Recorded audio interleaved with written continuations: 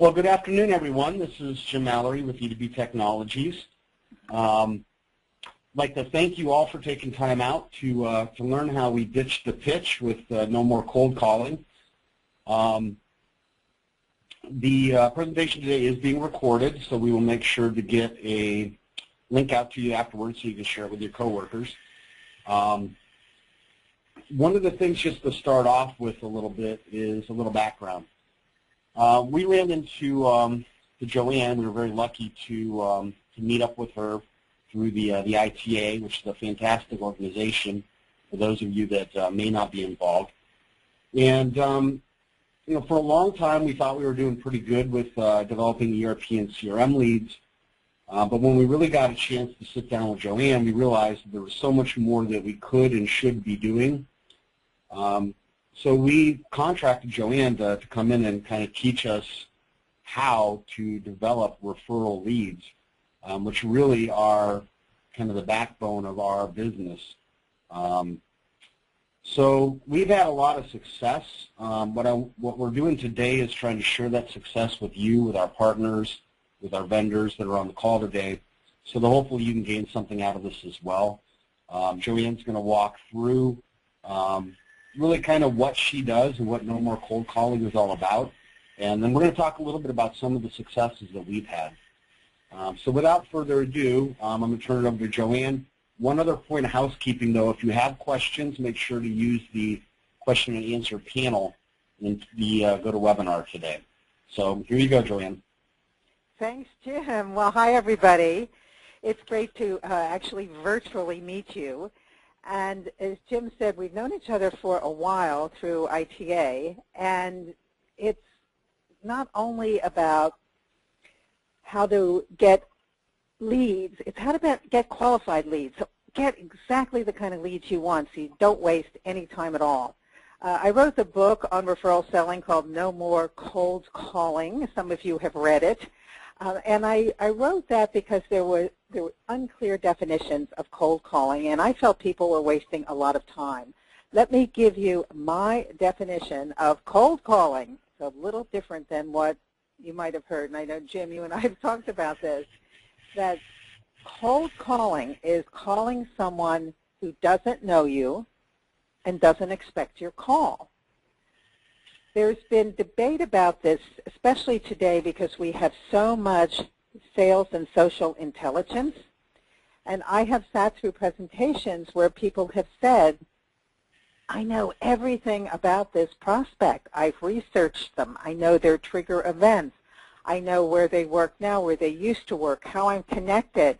I can call or write a just phenomenal email and get a response. Well, they don't know you. They don't expect your call. In my book, that is cold. It is ice cold. It's like an ice cube running down your back, and I don't think any of us like that except maybe in 100-degree weather in the summer. And you know, so there's been debate and confusion about that. So I want to set the record straight. If someone doesn't know you and doesn't expect your call, it's cold, and that can be a phone call. It can be an email, or it can be the old-fashioned knocking on doors, which I don't think any of us do anymore, but I'm putting that in the definition. And you see, some people will say, well, I'm making a warm call, Joanne. I'm not making a cold call because I have all this information. There's no such thing as a warm call. Call is either cold or it's hot. And I only want to make hot calls. And so what does that mean, a hot call? So what's the opposite of a cold call? Well, referrals are hot calls because when we've been referred, our prospect knows us and our prospect expects our call. Well, what does that mean? That means you receive an introduction. That is huge. This is the definition of a referral. You have an introduction. So as an example, if I want to meet Jim, I don't just pick up the phone and say, Jim, it's great to meet you. As Sue suggested that we talk. Well, I could do that. And Jim might take the call. He also might think, did Sue really refer this person to me, and who are you and why are you calling me? Very different dynamic. If Sue talked to Jim first and said, I'd like you to speak to Joanne Black and here's why. And then Jim and I set up a time to talk. Huge difference. The introduction can be by phone. It can be by email. Many times it's in person when people are in the same geography or the relationship is cemented. Many people, well, I know, Jim, you've done this. You know, you might have a meeting with a CPA and bring somebody else along. There's all different ways to get that introduction. Without an introduction, the call is cold. I've been preaching the referral strategy since 1996. It's been a long time. And I want to share with you what clients have told me about the power of referrals and see how you relate to what they've said to me. What they've said is, well, Joanne, we're pre-sold. The person knows us. They're interested in talking to us. That we have credibility and trust because we've been referred from someone they know and trust. Trust and credibility are two things that's very difficult for anyone in sales to gain. Our sales time shortens. Of course it does, because you're not calling and emailing, and I know I get these every day, and I just hit on the delete button. Would you like to buy my list? Or I've called you, I'm following up, why haven't you returned my call? I'm in all kinds of constant calls and emails. When you receive the introduction, wow, you start at a different place in the sales process. How do you know the person? I have a lot of those conversations. And it's friendly, it's open, it's entirely different dynamic. The competition goes away. Well, not always, but many times it does. What happens, however, when we have competition, we have the inside track because I know if I've been introduced to Jim and I want to work with Jim's company and we have a relationship which we cement immediately, and he says, you know, we really need to bring you in here. Here's how everything works. He's going to tell me how the decision process works, a little bit about the budget, what they don't like about what they have. I'm going to get all kinds of inside information that no one else is getting. We have that inside track. Our time with our client increases. We all want that. We don't want to sit around dialing for dollars. And what every executive loves is there's no hard cost to referrals. There's not a huge marketing budget. We're actually attracting everyone in our network, and they're making introductions for us. Now, a really cool thing is, I'd like you all to think about this, and I'm going to share what I've heard over the years. Think of the time when you've received an introduction to the person you want to meet. What % of the time did you actually convert that prospect to a client? Well, over the years, I've asked this question. It's been kind of interesting. 50% of the time is the number I heard for years. They always said, oh, you know, when we get the introduction to the right person, we will convert at least 50% of the time. And then about 2.5 years ago, I was giving a presentation to a group, and I asked people to vote with their feet. And no one stood up at 30%. A couple people stood up at 50%. When I said 70%, this groundswell. Most of the room stood up, and even a few more at 90 and 100. I had to think about, well, why this shift? What's going on?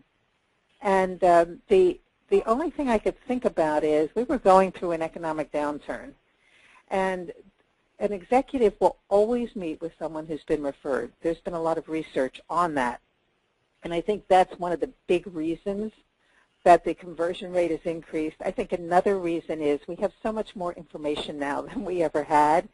that we are clearer, more succinct, and we're much better at asking for referrals and addressing, why should I meet with you? So think about how you fall in that range, about the percent of time when you received an introduction to the person you wanted to meet. Here's what it takes. I'd like to share with you some tips as you're thinking about referral business. I call it a targeted referral strategy. And the first thing all of us need is a written referral sales plan. Here's my caveat. I'm a salesperson. I don't do binders of plans. I don't even do 2 pages of plans. Sometimes I do 3 bullets of a plan. Whatever your plan is, it must be in writing, because with all of us, if we just think about it, it's not going to happen. Next, we need weekly written referral goals. Who am I going to talk to this week? Who am I going to take out to lunch? Who am I going to ask for coffee? Find out how I can help them, share information, and see if, in fact, they have a good connection for me. We need to be able to track and measure referrals, and there's very, very simple ways to do that. We can measure the number of new clients, new client projects, new products, increased business in other areas of an organization. There's all kinds of very easy metrics. If we can't measure, not going to happen. And the big piece is accountability for results. This is a piece that's been missing. Okay, I get referrals. Yeah, I know I can measure, but you know, if I'm not accountable as a salesperson, oh, why should I do anything differently? Even though I know it's going to be faster for me, I'm going to make more money, all those kinds of things. We need accountability for results. So that's what we need, a written referral sales plan, weekly written referral goals, ways to track and measure referrals, and accountability for results. So I'm going to ask you in a minute to answer that question. Do you have a targeted strategy? And Jim's going to launch a poll, and it's really easy. You either do or you don't. So your answer is either yes or no. So Jim, can you launch that poll for us? Here we go. Got it launched? Launch, yes. Or no. Oh, I better vote. Okay. I'm going to vote. Here we go. All right. So how are we doing? Is pretty much everybody voted? And we got 15% left, so. All right. I think we can close that poll then. Okay. And here's share your the results. Oh my goodness. So 82% said no and 18% said yes. All right. Let me address that in a minute. I think you can close that. This has been my experience since 1996, that everyone says referrals are just the best business we could ever have. It's not part of our sales process. It's not happening on a regular basis. In a way, it's common sense. It's not common practice. I saw that in 1996, and I had to say, what's getting in the way? If it's so great, it doesn't make any sense to me. Why aren't we doing it? Well, here's some tips for you on what it takes if you're serious about building a referral business and getting the kind of results we discussed. First, referrals need to be a priority. What that means is it's singular. Referrals become the way you are going to build and expand your business. This does not negate everything else we do. Obviously, we need a great website. We need terrific marketing. We need to show up and be out there at networking events. We're doing webinars. We're writing white papers. We're active on social media. All of those things are the underpinnings. We must have them. What is our outreach program for bringing in new clients? That's when referrals become a priority. And we do not want to confuse the issue, as some companies I've worked with have. Oh, well, we're going to give people a choice. You know, we're going to let them cold call. We're going to have them ask for referrals. We're going to have them do an email campaign, and they can choose what to do. Doesn't work.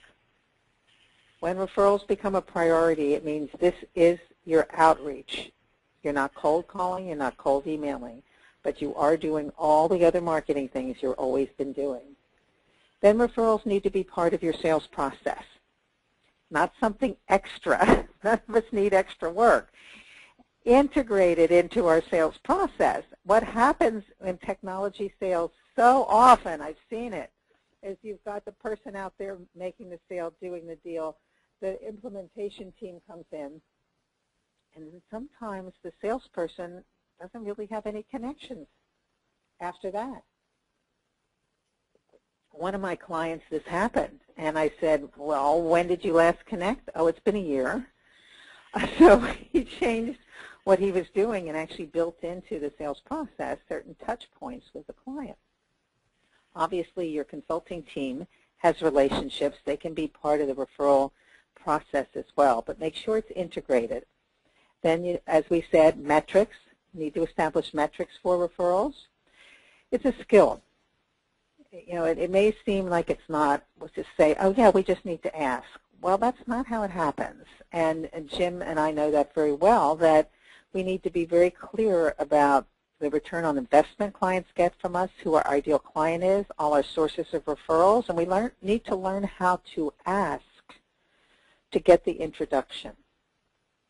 And it's not just dipping people in training and saying, go figure it out. We all know that doesn't work.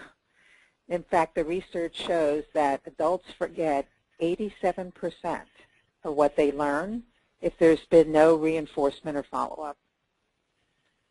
So that's why when I work with clients, we set goals, we learn what's going to be successful, and we have a plan for the organization, how referrals are going to work and what it's going to take.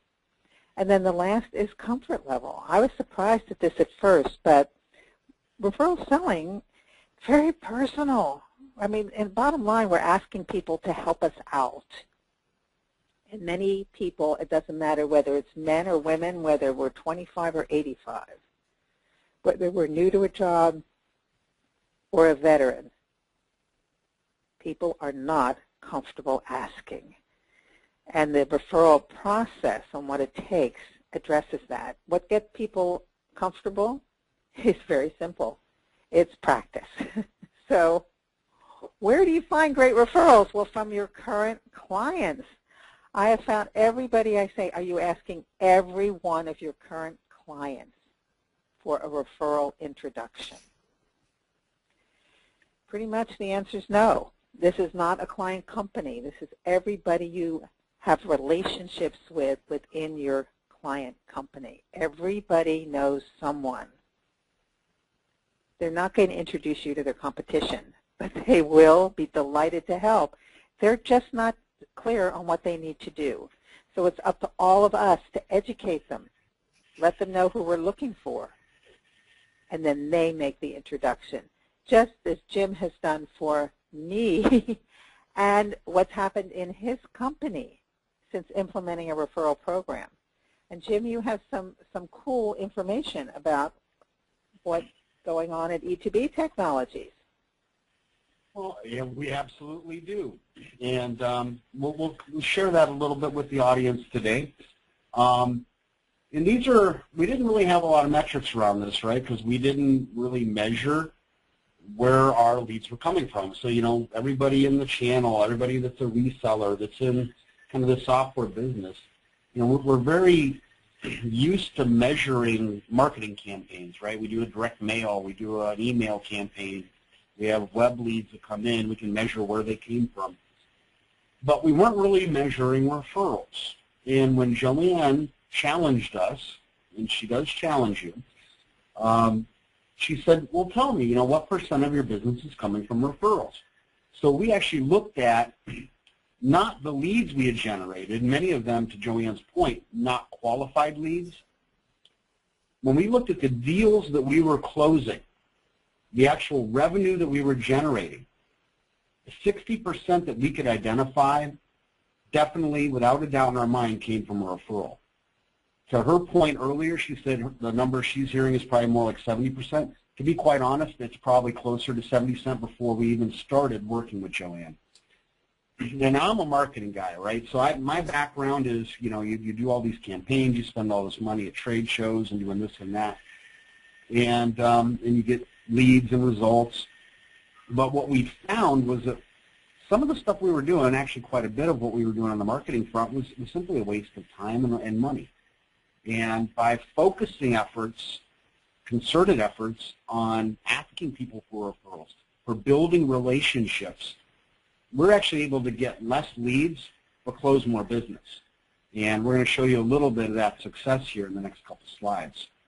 So, that's an amazing point, Jim. I mean, that's about how we spend our time. I don't think most of us think that way. Gosh, we don't need 100 leads and spend all our time weeding through any that are good. In fact, I just read something on the web yesterday that was from Inside Sales, who said that none of the leads they got from the web were the big deals.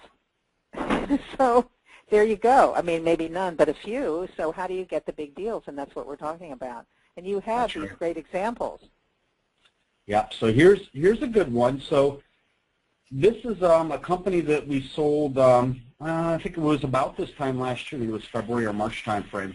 And we were working an opportunity in Michigan. It was a manufacturer of coupling products. Those of you who know us know that our focus is on kind of mid-sized manufacturers. And Ken Hilty, who is our ERP salesperson, went through Joanne's course and learned referral selling that was fresh in his mind. And we were up there, and I don't remember why, but we ended up losing the opportunity, I think, to a no decision. They ended up upgrading what they had. But Ken had built a really good relationship with this prospect during the sales cycle, and he asked them kind of on the way out the door and said, who else do you know that would be a good fit for the solutions that we were discussing? And the contact we had there, who was C-level, I think it was the owner or the president, said, you know what? I'm glad you asked, because I have a friend down the road, literally right down the road, that I know is really struggling. Let me make an introduction for you. So we lost this opportunity. Ken asks for a lead, for a referral. He gets introduced, and I think it was 3 months later, we sold a $75,000 ERP deal. That's fantastic, and that just goes to show that what do you have to lose, right? You have the relationship, like you said.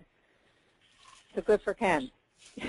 Okay, and then here's another one, two. We got two more on here. So this was a former coworker that we had worked with in a previous life, many of us here in the organization. And this is a little different, right? This is more about relationships. This was a person that we weren't ever really sure. We certainly weren't looking at this coworker at the time as a potential lead source or opportunity source. But they were very impressed with our work, and the reputation kind of preceded us. And so this person sought us out after they left the company that we had both worked at, and went to work for this very large auction company on the West Coast. I mean, I don't want to share names, but they're a very, very large company. And they were looking at a new ERP system. Now, they're in California. We're in Ohio. We don't market into California. But they sought us out, and they said, you know what, we would like to talk to you about our needs and find out if you could help us buy something. They actually told us on the phone, first call, they said, we're going to buy something from you within 3 months. And so Ken and I are back and forth on this. I'm like, yeah, right, we never have a 3-month sales cycle. Not on an opportunity this big, not with a company in California that we really have no relationship with, except for this contact. Well, as it turns out, the relationships that we had built, the reputation that we had built, was enough, and we closed this opportunity literally, I think it was within 2 to 3 months, and it was a $200,000 ERP product sale. So that's the first one. The second one here was we were working with a customer of ours, and we took them from this relationship where it was a little rocky at first. We weren't doing a great job servicing them, and we put some more emphasis on it, provided them with some exemplary service, and they were tickled pink. And then we asked them, who do you know that would be a good fit for, for a solution like we provided to you? And so they introduced us to one of their largest customers, which happened to be a third-party fulfillment services organization. And we worked that opportunity. It resulted in a $250,000 product sale, one of the largest that we've had in the past couple years. Okay. Two more things. This is my big point. Every time I talk to Joanne, you know, if we focus on inbound referrals, that's great, right, because that's benefiting us. But I always say, look to find out who you can refer business to. And chances are, if you can refer business to them, then they can refer business to you. And I've got two examples of this. So we had an opportunity we were trying to close for years. Stalled out, no decisions. There were some of the requirements. It was going to be tough for us to sell. And out of the blue, they called us back. The sales rep that they were working with here was no longer with the organization. So I took a phone call personally. And they started talking to me, and I said, oh, let me look your information up in CRM. And sure enough, it was all there, pretty well documented. And I said, well, you know, this looks like a good fit for what we do. And then they said, oh, by the way, since we last spoke, we need the software in German, Italian, and a couple other languages. And I said, you know what? The products that we represent, and one of them that does support that requirement had already been excluded. I said, we don't really have a solution here for you. I said, however, you guys need to look at this other product. We do not represent it, but I do have a really good friend of mine that I trust. They have a great organization. I highly encourage you to take a look at the solution that they represent. It happened to be SWK out of New Jersey. It was Andy Nunez that we made the referral to. So we referred this over. It's a dead lead, right? I can't sell anything to these people, but we have built a relationship over time. Well, Andy calls me like 6 months later. He goes, Jim, he goes, I think we're going to close this. And then he calls me a month later, and he says, I think this might be one of the biggest deals we've ever done in our history. And in the end, they sold the deal, and we ended up with a $25,000 referral commission, just by making that referral. So you can imagine what the deal size was on the other side of the coin. The other one that we had was we had a company that had hit our website, was looking at some information. Turned out that they really didn't need a new ERP system. What they really needed was an EDI solution.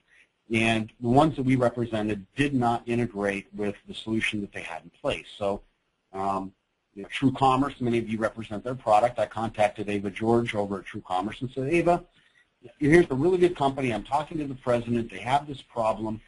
Why don't you see if you can help them out?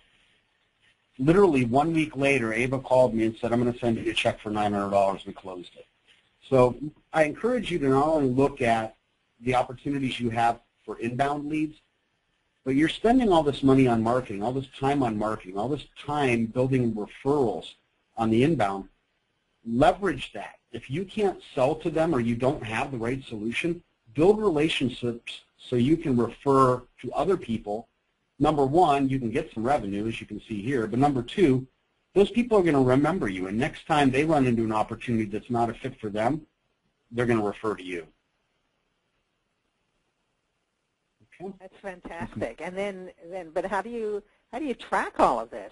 I mean, that's, you know, you had some examples of that, Jim, here. Yeah. So one of the big things, you know, Joanne, preaches you have to have a plan. Well, not only do you have to have a plan, you have to kind of stick by it. So we embedded this into our Sugar CRM system that we use internally. So we're actually tracking how many referral opportunities are each of the people on our team making, how many networking activities are they performing, how many referral calls are they making. And we're importing, like I've got a referral contact list that I hit. We have other people on our sales team that have referral contact lists. So we're bringing all that information into CRM. We've set up the different types of opportunities and lead sources so we can measure this. Same thing with our phone calls. If it's a referral phone call that we're trying to make, then we're tracking that differently, and we can report and measure that. So if we go to the next slide. So the other side then is inbound referrals, right? So we're tracking that. If we got a lead from somebody, we want to know where it came from and who was the direct employee that was responsible for that inbound referral. But then also on the outbound side, as I had mentioned, I've got relationships with Ava at True Commerce. I've got relationships with Andy at SWK. But other people don't know that in our sales team, so what we did was we put in this little field, really easy to do in CRM, that basically says this is a referral source, an outbound referral source for us, and these are the types of products and solutions that this company or this person represents. That way, if one of my associates is talking on the phone with somebody and they say, hey, I'm looking at a new voice over IP system, do you know anybody? They can go into CRM, type in voice over IP into our referral field, and pull up all the people that any of us in the organization know that handles voice over IP. So that's just an example of some of the things you can do and leverage technology to do it. Oh, your results are amazing, Jim, and you're monitoring them, which is the big part, and measuring them. Fantastic. Exactly. So we should tell people then how they can get started, I think. Absolutely. What I'd like to invite everybody to do, and we're kind of in the middle of shifting over now, but if you go to nomorecoldcalling.com and if you sign up for my monthly Back in the Black newsletter, you'll get a referral IQ quiz. This is a 13 yes or no question interactive PDF. It should take, well, less than 2.5 minutes to complete because it's yes, no, and it becomes what it takes to run a referral business. And you'll see it's not just about training. It's about a lot of things. None of them difficult, but require focus. And then I invite you to email or call me anytime, and I'm glad to have a discussion about your business and give you additional referral tips. NoMoreColdCalling.com is the website, and Joanne at NoMoreColdCalling.com is my email. Because we all know, right, that referrals are gold. Jim's talked about that. The results are amazing. And wouldn't it be great for all of us to make these kind of results happen in our organization? Well, Jim, I know we're at our time limit. I don't know if there's any questions that have come in or questions that we can stay on the phone for a few minutes to answer. Okay. Actually, at this point, Joanne, we're not seeing any questions, and I do need to run for another presentation. But what I'm going to encourage everyone that's attended today is I know you have questions. Reach out to Joanne and ask. I honestly, of all the people that we've worked with, I just absolutely 100% endorse Joanne's methodology, and you're going to get more business out of this. It's going to put a discipline behind this process, and it's something that you can't do on your own. You really do need to have a coach, a mentor, somebody who lives, eats, breathes, and sleeps this to be able to help you out. And you're going to get the ROI on it. There's no doubt about it. I mean, just look at the results we had literally in 1 year after implementing her her philosophies and her strategies. The other thing that I did want to mention real quick before we end the presentation is that Joanne was gracious enough to share with us an ebook that outlines some of her strategies in a little more detail, and we're going to make that available to all the attendees today. So we'll be sending that out after the presentation. Thank you, Jim, and thanks everybody, right? It's great. Yeah. Absolutely. Thank you for sharing this, Joanne. And you're doing a great service out there. It's almost like a charity, right? You're helping all us resellers and software people learn how to be more effective. Thank you. Thanks to everyone for being here. Yeah. Take care. Bye. Bye-bye.